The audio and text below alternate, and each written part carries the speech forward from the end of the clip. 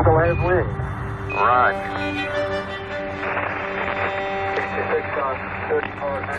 The landing of Apollo 11 was such a cliffhanger that it was almost as if you took all the tension of 8 years of trying to get to the moon and just distilled it down to this one moment. We're standing by for Eagle. This is Eagle, how do you read? Bye-bye, Eagle. We're standing by for your burn report, over.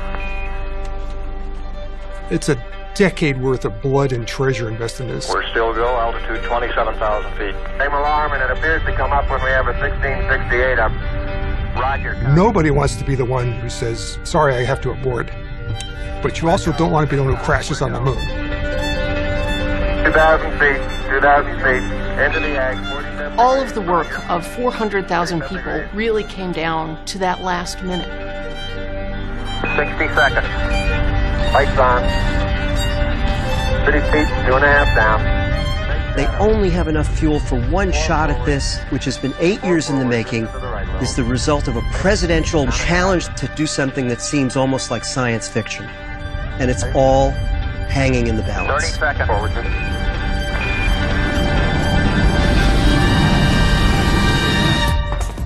They had the right stuff, but the Smithsonian has the real stuff. With insider access, get behind the galleries and into the vaults to see how one man's challenge Of landing a man on the moon. sparked a chase into space with rare archival interviews with the astronauts. I think it's probably NASA's finest hour. Film that still dazzles decades later. You can see the solar wind there. It looks like it's blowing. And stories drawn from the artifacts themselves. This is a real lunar module.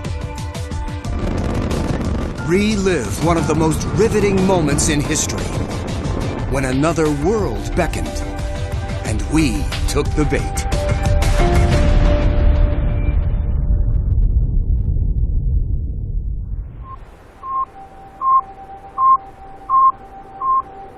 This is the sound of Sputnik. The first Soviet satellite arcs over America on a sleepy Friday night in 1957. Eisenhower had already left Washington to go golfing. He went away for the weekend. And a lot of Americans were just home. Leave It to Beaver premiered that night. And so it came as quite a bit of a shock. Each beep is like a taunt. Americans can hear it with their ham radios. A clear signal that the Soviets have beaten America into space. Sputnik kind of caught people by surprise. I mean, the Soviet Union was considered to be a technologically backward country, generally speaking, at the time. On top of that, they'd been devastated by World War II.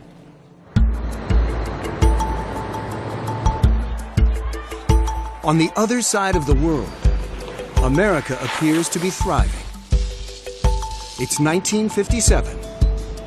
The post-war boom is in full bloom. And so there was an expectation among many people that the U.S. would be first in space exploration. But a foreign satellite is now circling the globe, bragging with its incessant beep. It may as well be the sound of a starting gun. The space race is on. The real shock of Sputnik is not necessarily the beep, beep, beep of the very first satellite, but the 1-2 punch of Sputnik 1 and Sputnik 2 launched within a month of each other. This time, the Soviets launch more than a beeping ball. Sputnik 2 carries a dog named Laika. Soviet Union 2, America nothing. A month later, Americans have their first satellite on the launch pad. The Vanguard TV-3. They place it on top of a rocket built on a budget. Components include springs plucked from common household mousetraps. Some are skeptical of the effort. One engineer remembers Senator John F. Kennedy dismissing rockets as a waste of money. On the morning of the launch, rocket fever descends upon Cape Canaveral. Local shops sell out of binoculars. It's a nerve-wracking countdown. 5, 4, 3, 2, 1, 0. Liftoff.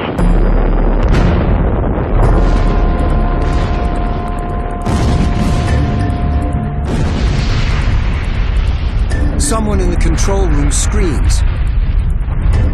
Another yells, "Duck!" The satellite itself is thrown from the blast. And ends up here, at Smithsonian's National Air and Space Museum. The satellite was thrown out of the rocket and rolled and also cracked open. The antennae were all bent and everything, but the interior transmitter was still operating, and it was beeping, telling people it was alive. The damage indicates clearly in the explosion it was heated up quite a bit by the flames of the bursting rocket. There was also an impact damage because this part was split open. This is the way they found it. The TV series was a small vehicle that would be very easy to launch. It was a test to see that the system would work, that it could transmit information back to the ground. Once Sputnik flew, it created a considerable pressure to answer the launch. The fact was that we had to make it work, and it didn't. The public sees a failure. Scientists see a learning curve. 45 seconds, rudder drive on. Less than 2 months later, America tries again with the Explorer 1 satellite. I think we're all clear here, Bob. It's now at the mercy of some 50,000 pounds of fuel that's supposed to explode in the right direction and lift it skyward. 4, 3, 2, 1.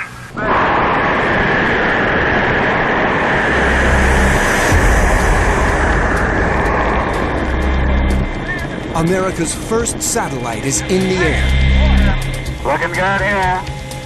The control room waits for orbital confirmation. Going real good. 50 seconds. Still looks fine here. Someone finally brings in a Looking note. real good. Goldstone has the bird. But the Goldstone tracking station in California isn't the only one watching. 70 seconds. The whole idea that there were satellites rotating around the Earth came right out of science fiction. I was an 18-year-old college student in Brooklyn studying physics, and I was an amateur astronomer. Somehow or other, we got permission to go up on the roof of the RCA building so we could get a good view from New York City of the satellites as they came over the Earth. Steve and others around the world used this telescope to watch history zoom overhead. We were participating in the Smithsonian's Operation Moonwatch, a worldwide effort organized by the Smithsonian to prepare to track the first satellites of the Earth.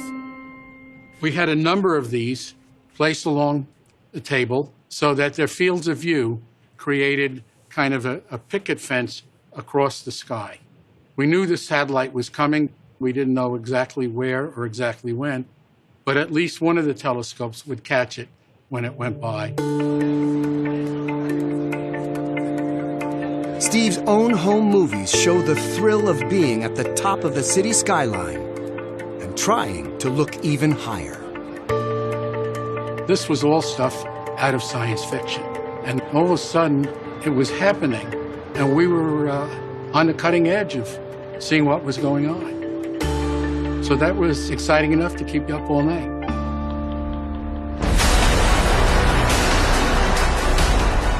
America and the Soviet Union dream of launching much more than satellites. Roger that. They dream of launching humans to the next stepping stone in space. nearly 240,000 miles away. But right now, a moonshot is just pie in the sky.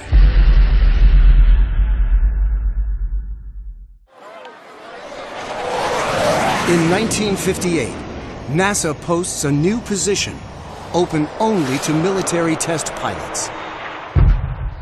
Job title, astronaut. Project, Mercury. America's first human spaceflight program. At first, it's a secret project on shaky ground. We didn't know how far the program was going to go. For a while, we didn't even know if it was going to go. Job applicants recall the experience in recordings unearthed from the NASA vault.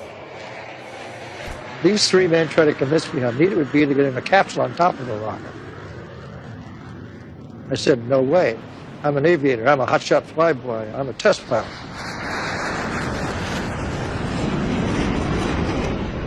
I was ordered to report to Washington. No explanation or anything. I didn't even know we were going to have a space program. After hundreds apply, 7 make the cut.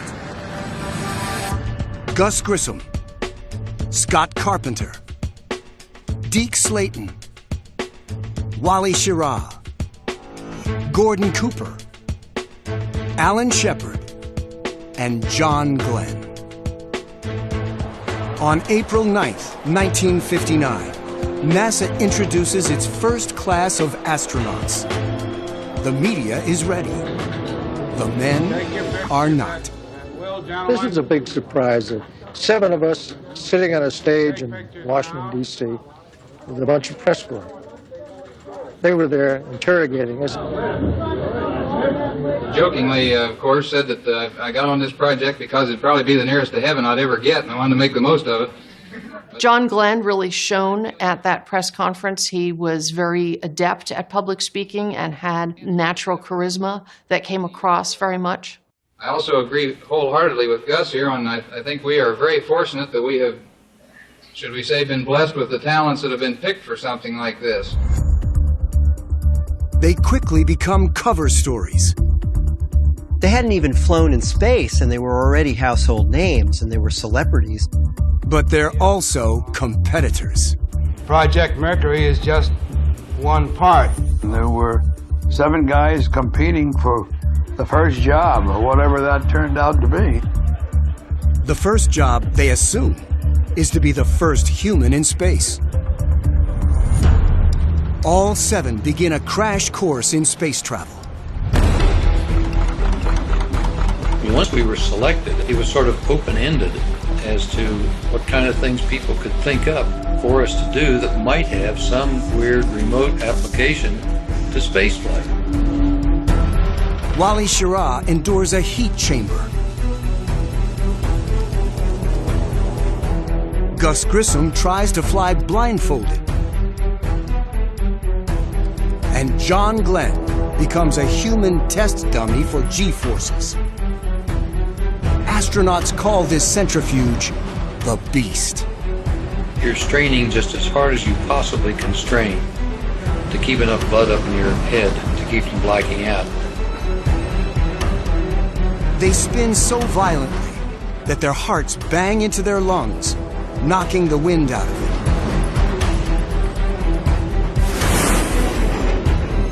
They test for every condition they can imagine in spaceflight. But what about weightlessness? The Air Force devises a way to simulate zero gravity. The Mercury 7 are again the guinea pigs. A C-131 transport ascends to 40,000 feet. Inside are the future astronauts and one nervous reporter with a tape recorder. My hand is shaking. I don't know if my voice sounds funny or not. Then the plane tops out like a roller coaster. And the men begin to float. We are now weightless We are now weightless. Good Lord, what an interesting feeling this is. Doctors have no idea if humans can survive long in weightlessness. Will their organs function? Will food stay down if there's no up or down anymore? They call this the Vomit Comet. And it's the only way to test the possibilities and problems of zero gravity.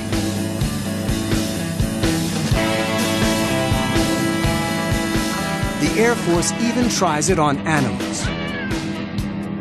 They appear far less enthusiastic.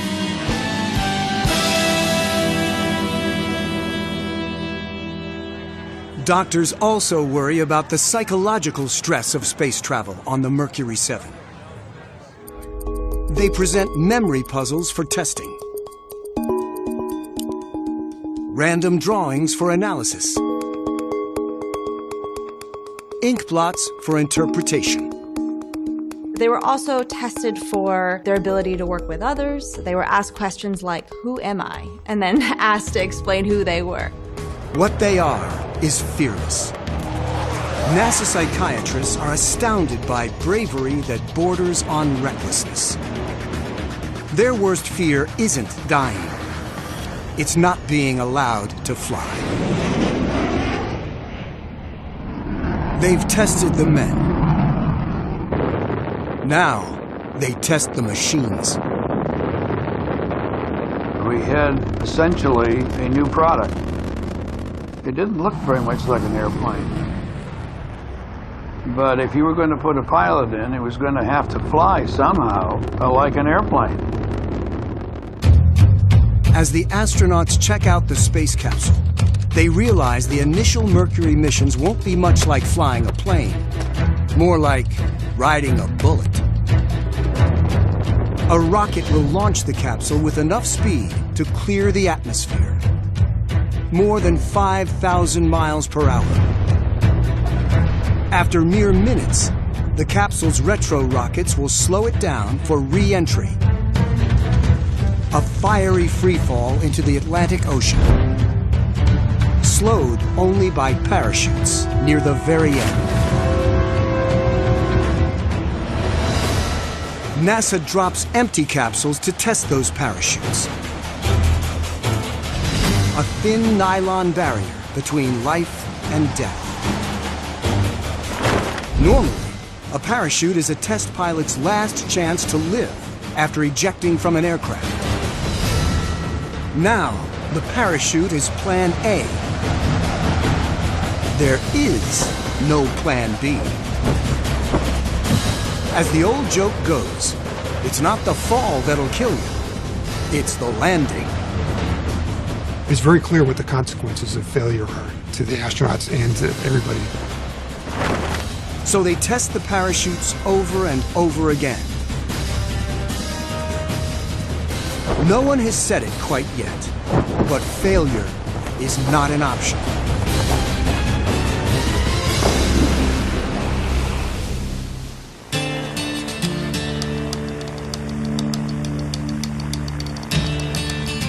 The American space program is coming to the African bush.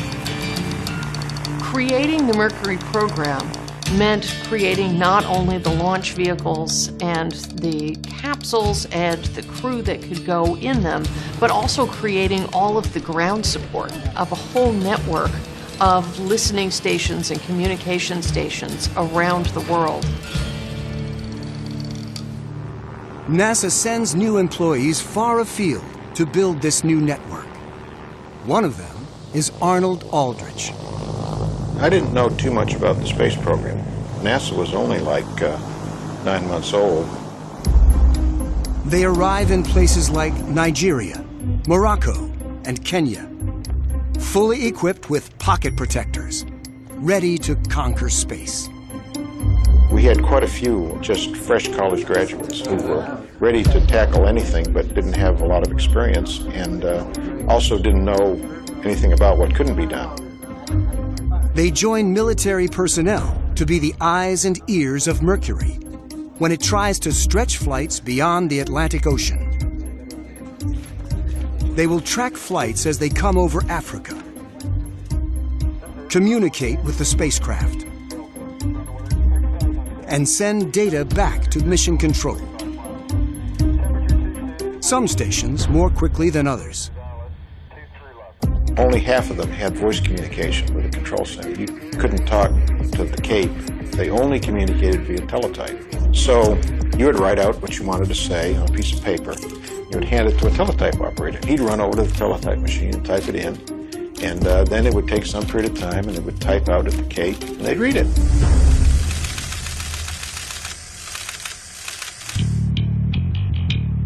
Worldwide communication is in its infancy, but travel bugs have been around forever.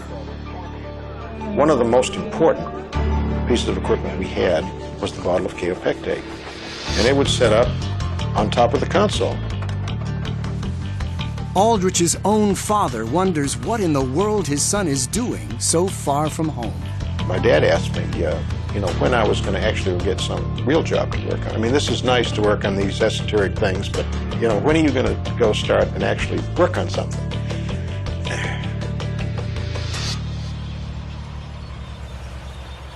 That esoteric something is about to get much more real. A Mercury capsule arrives in Florida to meet its fate. A ride atop this Redstone rocket. The empty capsule will launch into space and send back performance data. They have to make sure it works before putting a person inside. The science of rocketry meets the art of capsule design in this critical test flight.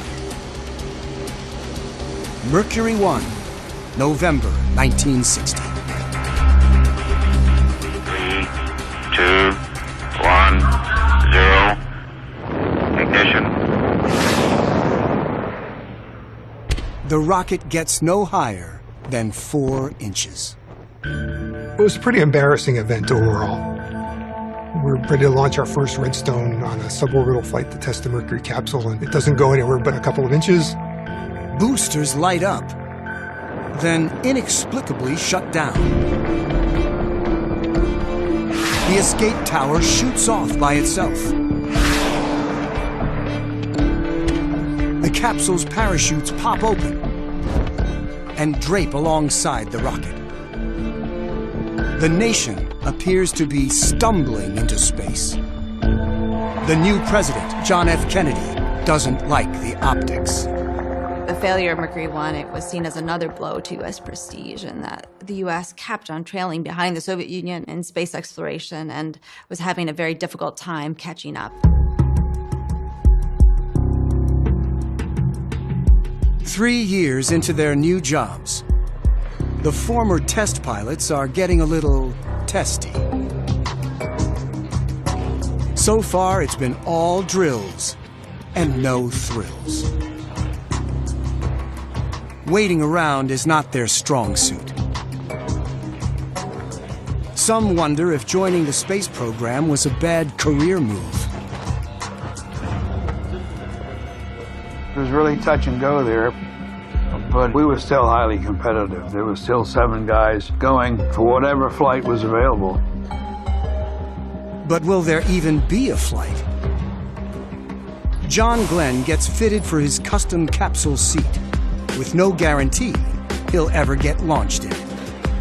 Remember that in the early days of the program, it was all pretty much up in the air. Actually, nothing is in the air. Yet.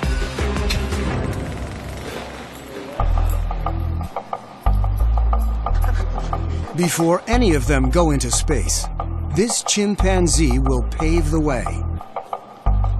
His name is Ham. He has a different training regimen than human astronauts, including shocks to his feet if his attention strays from the instrument panel. But his job is paramount. Prove that a primate can function in space. So this was how you were able to, what they would have called at the time, man rate the vehicle. All three start final lights are correct.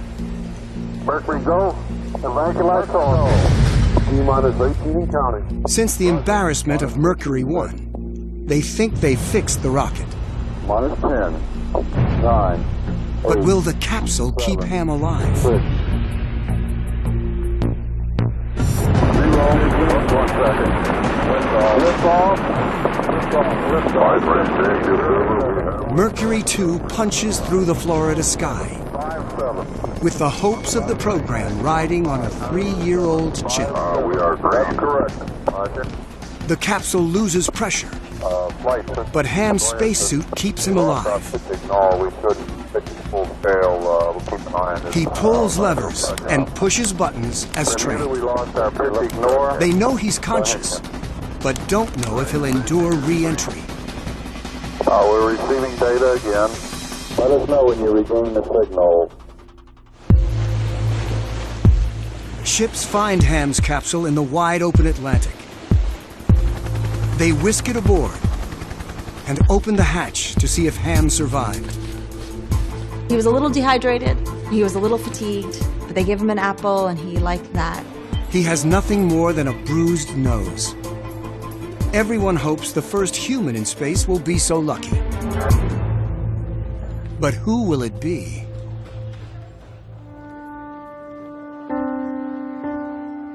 All 7 trainees have been waiting for director Bob Gilruth to announce America's first space traveler.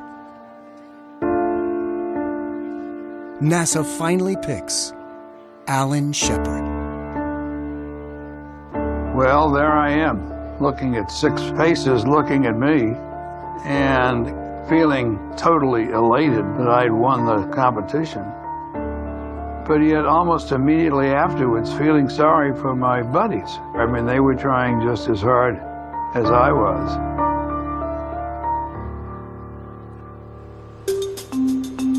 Shepard trains with renewed vigor, Start. expecting to become the first human into space. Stand by for re-entry. But NASA delays his flight a month to work out some kinks in the Redstone rocket. During that delay, the Soviets make an announcement. There was another wave of shock, another blow to U.S. prestige, that not only did the Soviet Union launch the first satellite, they also launched the first human into space. On April 12, 1961, the Soviet Union launches a man around the globe and into the history books. His name, Yuri Gagarin. He did an orbital flight, which is an order of magnitude more difficult than a suborbital up and down flight into space. Compared to the Mercury astronauts, Gagarin is barely a pilot. He only recently finished flight school. But he's only 5'2", fits into the tiny capsule, and fits the mold for a Soviet success story. He's the son of peasants, it survived World War II. He was kind of the perfect Soviet model for that. And he's a charming, good-looking guy. Gagarin was the perfect person. The Soviets are stealing the global spotlight. For Kennedy, the shock of waking up to find that the Soviets had put the first man in space was embarrassment enough, but that was compounded very soon afterwards by what became known as the Bay of Pigs fiasco. For months, Kennedy was considering a secret plan to oust Fidel Castro from Cuba, a communist country right on America's doorstep.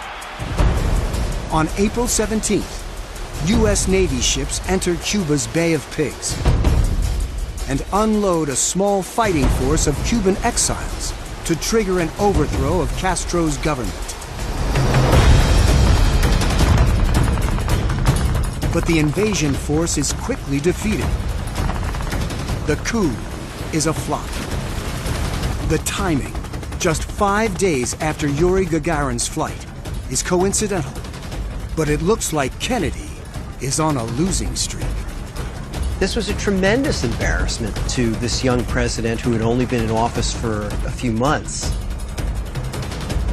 President Kennedy needs a win. He looks to NASA to deliver one.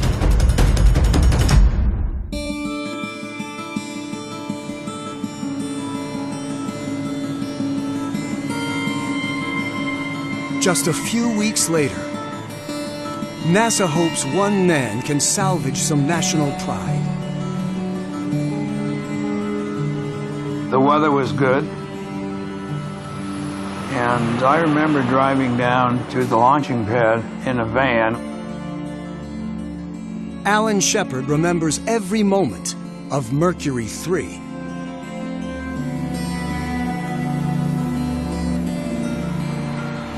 We pulled up in front of the launch pad. Of course, it was dark. The liquid oxygen was venting out on the redstone. Searchlights all over the place. And I remember saying to myself, well, I'm not going to see this redstone again. And you know, pilots love to go out and kick the tires. And it was sort of like reaching out and kicking the tires on the redstone. Because I stopped and looked at it, you know, to look back at this beautiful rocket, and thought, well, okay, Buster, let's go and get the job done.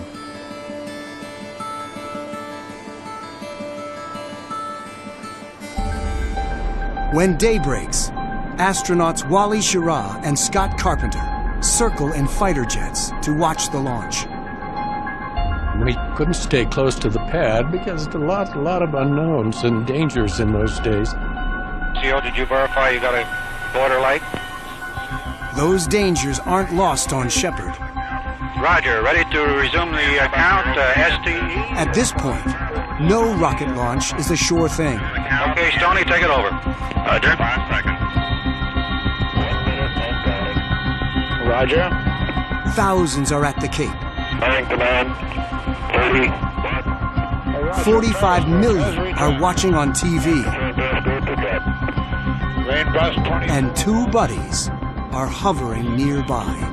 Wally and I were circling the pad, listening to the count. 10, 9, 8, 7, 6, 5, 4, 3, 2, 1, 0.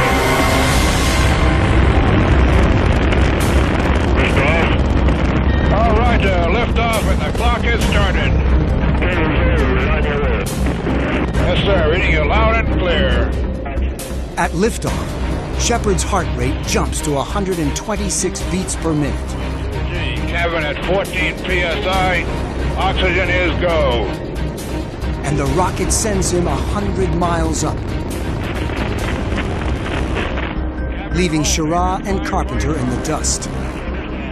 And Al took off and going straight up, and Wally and I never saw a thing. No one will catch Shepard now. Protect the auto kit. 7-year, fuel is go, 4G. That's all systems go, protect the auto kit. After pulling 6 Gs to escape Earth, Cut off, tower jettison green. he marvels at what he left behind. What a beautiful view.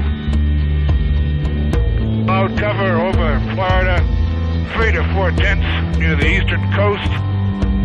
Obscures up through Hatteras.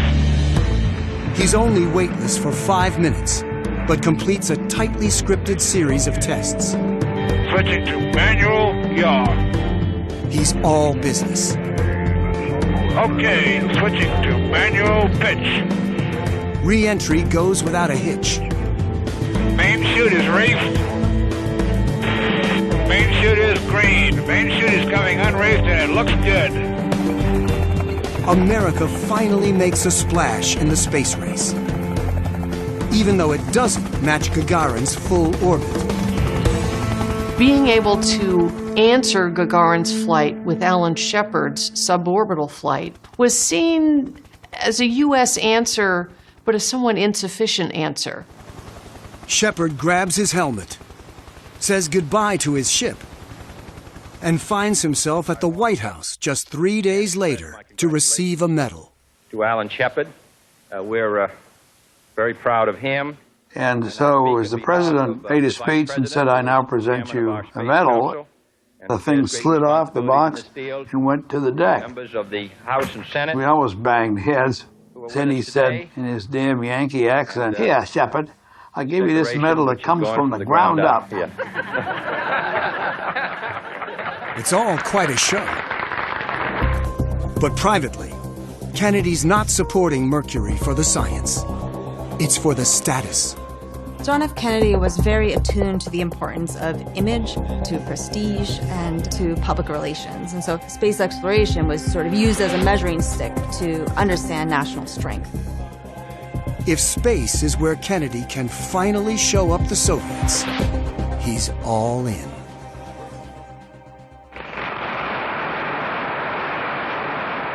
On May 25th, he strides to the congressional podium with an audacious challenge tucked inside his manuscript.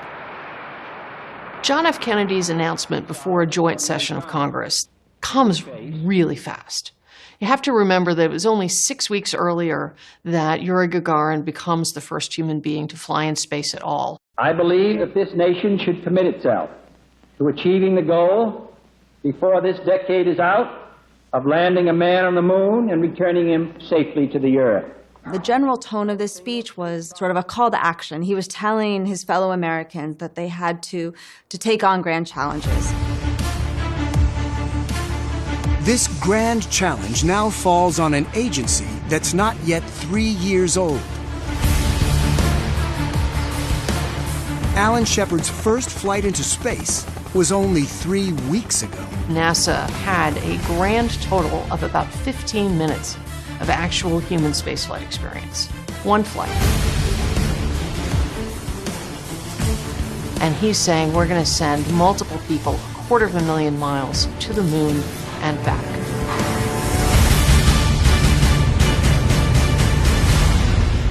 The space race now has a finish line. For NASA, the goal is clear. The path is not. But Project Mercury keeps plugging away. 5, 4, 3. On July 21st, Gus Grissom pilots Mercury 4. Liftoff. Roger, this is Liberty Bell 7. The clock is operating. The biggest problem comes upon splashdown. Getting ready for impact here.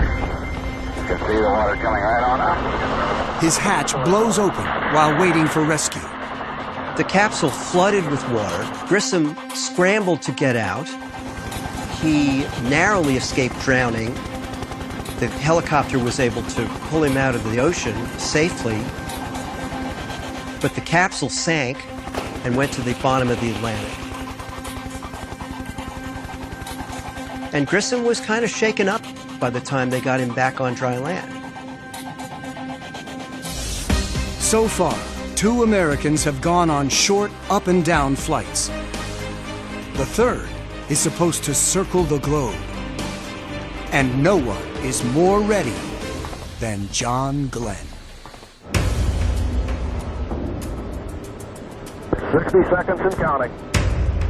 The final countdown for Mercury 6 crackles in his headset. All pre-start panel lights are correct. The ready light is on. Eject Mercury umbilical. Scott Carpenter is the Capcom, the one man in mission control, in direct communication with Glenn. In that period, from T-minus 18 seconds to liftoff, T-minus 18 seconds and counting engine start. it occurred to me that this fellow named John Glenn was going to have to put under his belt more speed than we had ever given a human before. Lights on. And it just came to me. Godspeed, John Glenn.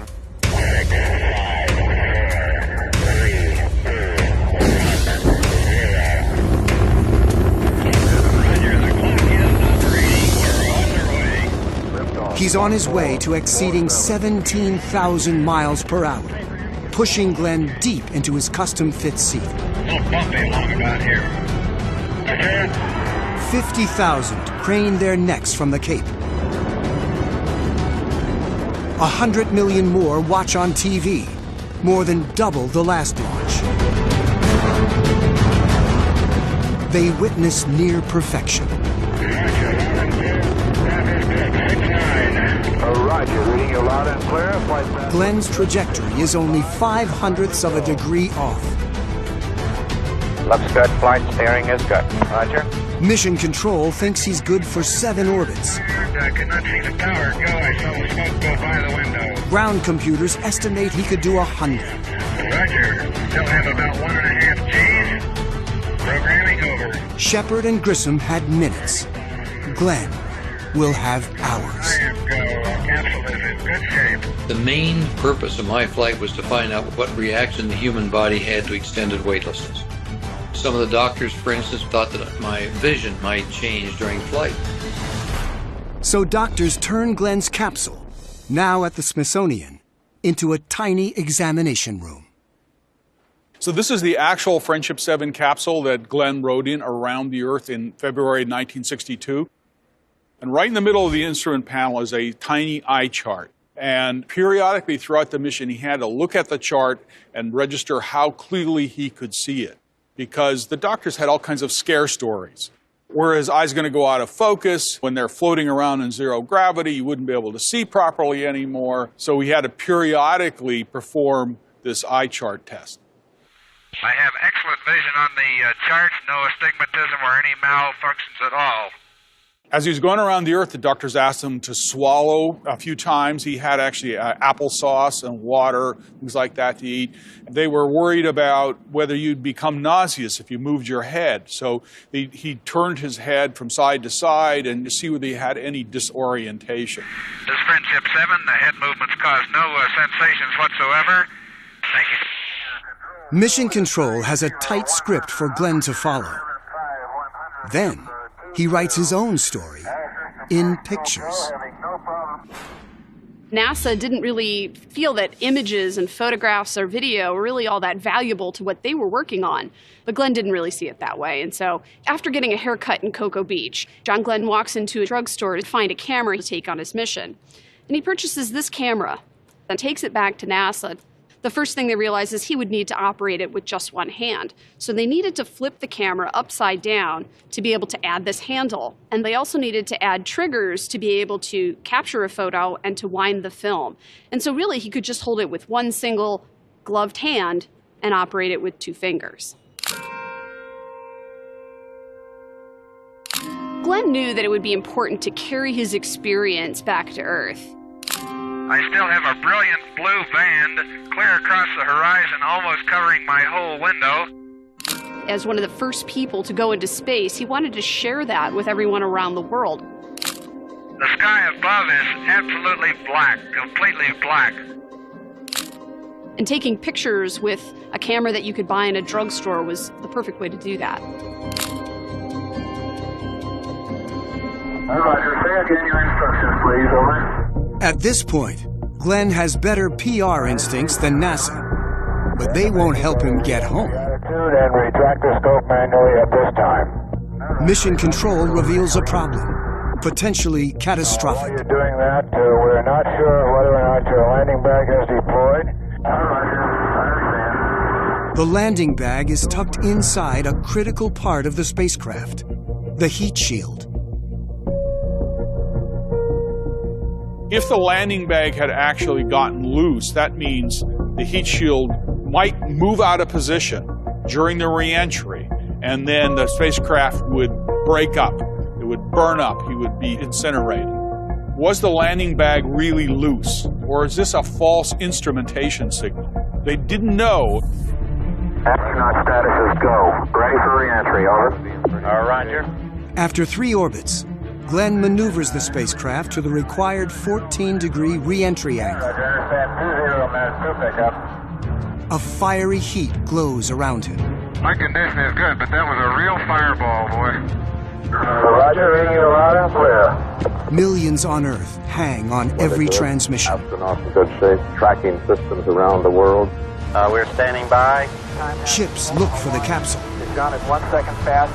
Okay. Finally, they see it bobbing in the open ocean.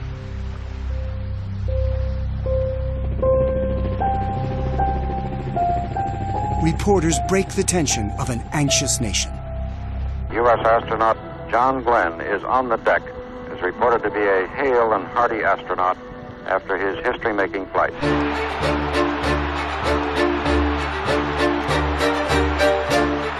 John Glenn's flight had an electric reaction in the United States because it was the one at which the United States finally achieved parity with the Soviet Union. I was 5 years old, I guess, when John Glenn flew. And John Glenn's flight is literally the first thing I remember in my life. My mom tells me that I wanted to be a dump truck driver before that. But after John Glenn's flight, I was hooked. 10, 9, 8, 7. NASA begins rattling off Mercury missions with confidence and purpose. I feel the liftoff. The clock has started. Scott Carpenter's Mercury 7 flight is so flawless, some dare think spaceflight is becoming routine. How do you read Aurora 7? Over. Mercury 8 sends Wally Schirra up for 9 hours and 6 orbits. Chief feels you're in good shape, Wally, and so I have good news. They give you a go for 6 orbits. Hallelujah! Mercury 9 reaches the program's ultimate goal, a full day in space, enjoyed by Gordon Cooper. I would like to take this time to say a little prayer. The Mercury missions were really very successful in being able to demonstrate that human beings could go into space, that they could orbit repeatedly, and that they could be brought back safely. And there was a wonderful pattern of the astronaut then being celebrated as he came home having successfully completed those missions. By the end of the Mercury program, Americans can celebrate. They have heroes. They have momentum. Then, there is shock.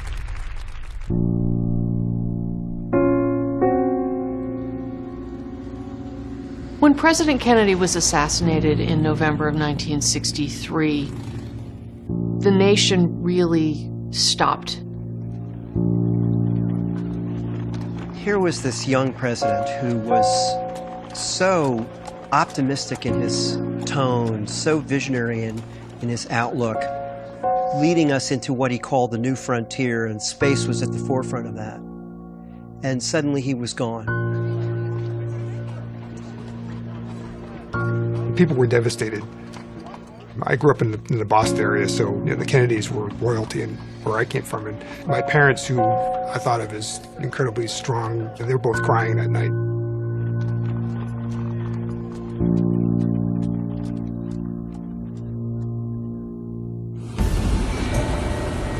Other heroes are falling in different ways.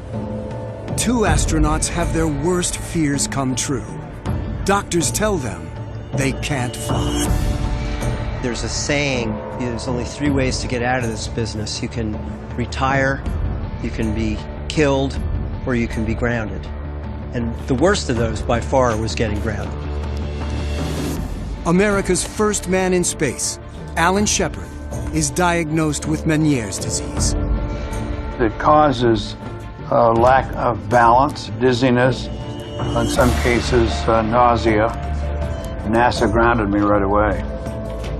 Shepard joins Deke Slayton, already grounded for a heart problem.